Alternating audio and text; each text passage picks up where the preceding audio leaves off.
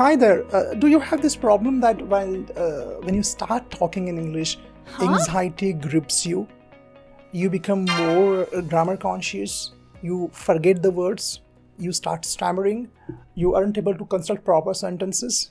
You go black and blank. Does this happen with you? Well, I'm going to give you a permanent solution for this, and this is a psychological solution. No. I'm not here to tell you that use perfect English and better grammar and perfect words. I have said many times in all my videos that communication, if you aren't able to speak fluently, the main problem is psychology and not English. It's very sad when I see people chasing English. They are mastering, they are perfecting, they are cramming, rote learning English, studying more and more English and thinking that one day when I will be perfect, then I'm going to speak. Actually, they're addressing the wrong issue. Your disease, your diagnosis is wrong. Your diagnosis is not English problem, your diagnosis is your psychological problem, and that's what I'm going to tell you. So if you are going through this problem, if you are having this issue when you start talking to your boss, you feel that surge of anxiety.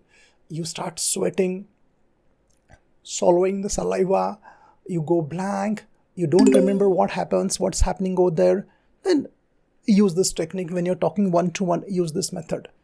This I call it as a 5-second rule. 5-second rule. Very, very nice, very helpful, and it has helped many of my students. They tell me their feedback and they tell me that how it is helping them. Now, listen to me how exactly you have to apply this rule. Now, when you're talking to someone, when you go knock the door of your boss or talk to any friend or any colleague or give an interview, definitely you can see that there is a change in your emotional state. You can see that your emotional state was this.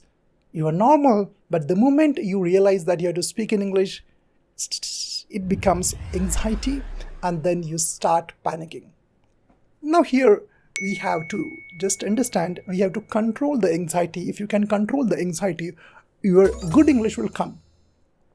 Many of you told me that I can speak in mind, but I can't open my mouth and speak. When I am talking in my mind, I'm very nice, but when I'm speaking, I just go flat. We have to work on emotions, not on English. We are going to work on English. It's a continuous process. But first of all, we have to work on that anxiety part of your brain, that amygdala, which is triggering these emotions. How to do that? Okay, so when you start talking to someone, you should first of all be mindful. Mindful means what? You should be aware of what's happening in your mind. Okay, let me put it in simple way. You should feel like, oh, now I'm getting nervous. Look, now I'm about to talk to that person, therefore anxiety is coming to me. Look, I'm getting anxious. Whoa. Yeah, exactly. Do not resist anxiety. Okay, this should happen in 5 seconds. It will take hardly a couple of seconds to do all these things. And then don't resist anxiety. Look at your anxiety, how you are feeling. Be curious about your anxiety.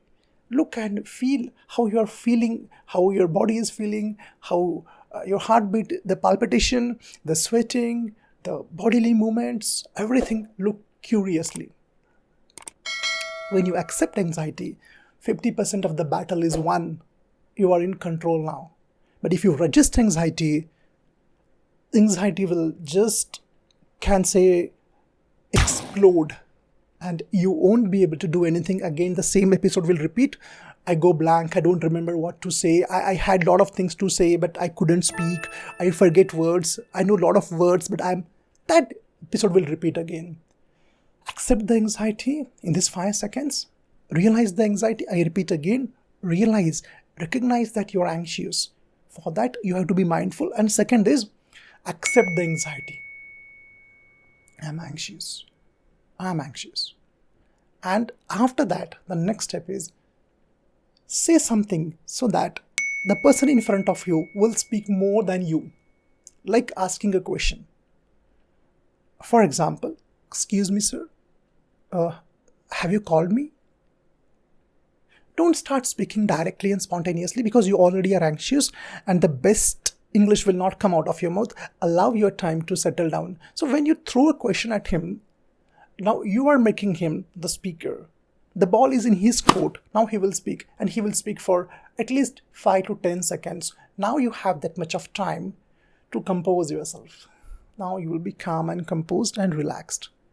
I'm not saying that 100% relaxed. Some amount of anxiety will be there. And now when he says that, yeah, I called you because I had this work and all. Take a deep breath, compose yourself, and tell yourself, I'm getting anxious, that's fine. I accept it. I will not adjust the anxiety. That's very normal. Very normal. And then when you start, you will realize that, wow, that anxiety is gone. When the anxiety goes, all the English which you had planned, which you wanted to say, all that English will come out of your mouth. And then you will be more happier. Oh, wow, that's better. When your best English comes out of you, you feel again better. Oh, that's wonderful, nice. This happens very fast, okay? You will not be able to realize that. And then the conversation goes on and on and on. And finally, yes, yeah, you win the battle. And you say, wow, well done. So guys, work on this. Use this. That's going to help you. And then you will realize that with whatever English you have spoken. The next time when you will go and speak, you'll be less anxious. I have never said no anxious, less anxious. But this time you will have better confidence, the confidence of the past experience. This really works.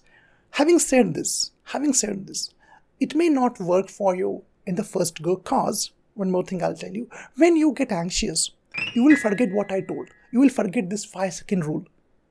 And you will again do the same mistake. And it's fine.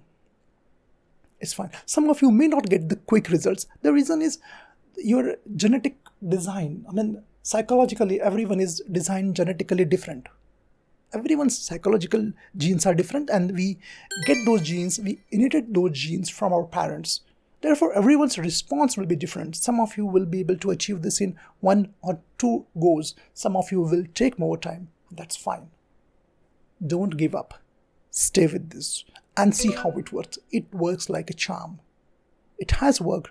Even for me also, it has worked. It has worked. I mean, I use this when I go on stage. I have told my hundreds of students during interviews, when they start the group discussion. And then they said that, wow, amazing. I mean, what changed? Sir, how I'm able to speak? What changed? I said, nothing. Your English hasn't changed. What had changed is your psychology. It's your psychology. Guys, English is all about psychology. 80% of psychology, 20% of just about your English and using better words. Hope you're going to do this. It's going to help you. I have seen people anxious. I have seen people giving up. I have seen people losing the hope because they have tried with all the grammar methods and the words and the sentences and trying to frame sentences properly, making tables, writing the words, cramming them, but failing when it comes to deliver. They feel, I can understand your pains because I have gone through this. I myself have gone through this. Friends, after studying psychology for nearly 17 to 18 years, I can definitely tell you can do that. There is no problem with you. The problem is not vernacular medium, or the problem is not grammar. The problem is the mind. Just tame your mind. English will take care of itself. Alright? Take care, and my best wishes for this 5-second rule. Apply and write in the comments how it works. Bye-bye. See you.